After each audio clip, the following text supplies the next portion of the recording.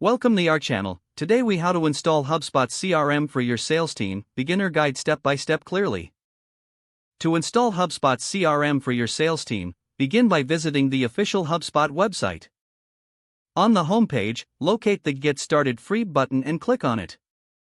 This will take you to a registration page where you need to enter your email address.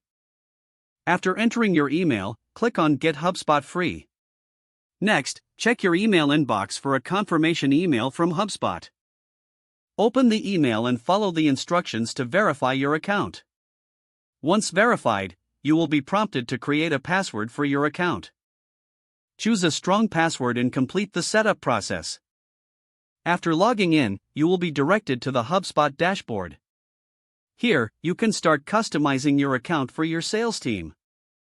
Begin by adding your company's information, such as your name and company name.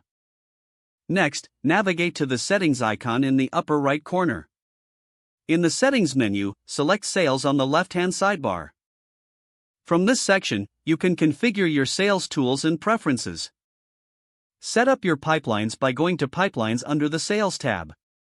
You can customize the stages of your sales pipeline based on your team's needs.